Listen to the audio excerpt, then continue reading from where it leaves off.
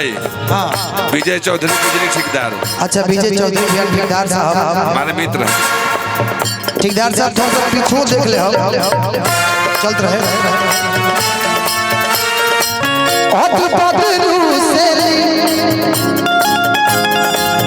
धानिया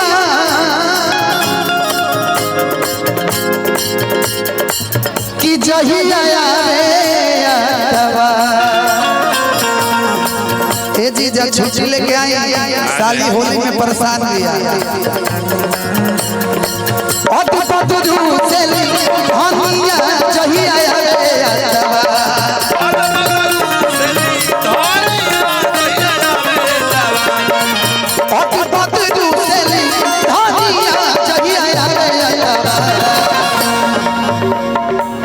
कि हमारे छुट्टी लिहा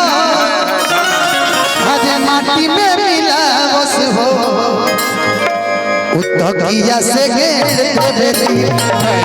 हमर गेट देवेली उतकिया से गेट देवेली मेरा नाम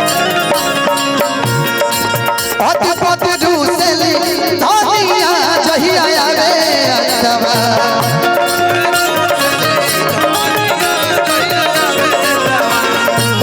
अटपट दूसली धानिया जहिया रे अतवा सब कुछ मत चलाइए डिस्टर्ब होगा सिर्फ सादा करके छोड़ के चलाइए कि हमारे छुट्टी लिहा हरे माटी में मिला बस हो उतकिया से गेट देवेली हमर गेट देवेली हमार छुट्टी लिहल माटी में मिला बस हो उतकिया से गेट देवेली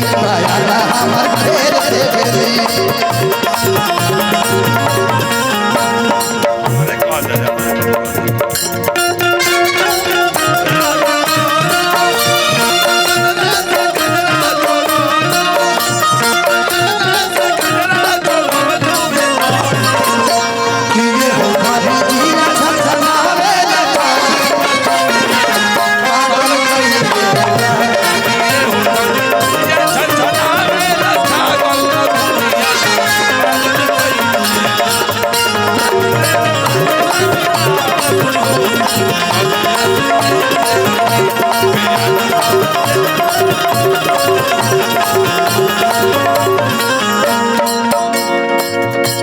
जीजा जी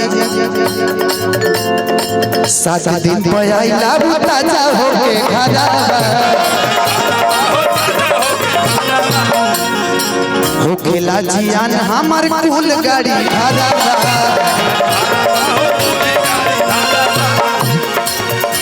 कि सुखल लौट हम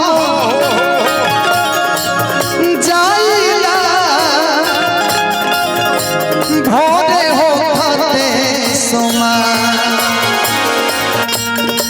सुखल लबट हम जाइला भोरे भोकत सुमा हमर छुट्टी लिहल माटी में मिला बस हो तकिया से गेट देवेली आया हमर भेज देवेली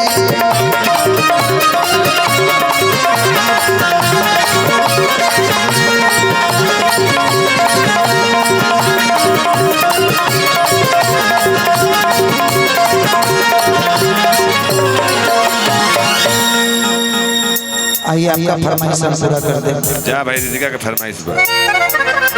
नहीं मैं जहाँ भी जाता हूँ दीदिका जी जब रहती है तो गाना जरूर मुझे फरमाइश भेजते हैं उसके बाद प्लीज थोड़ा सा टाइम दे दीजिए।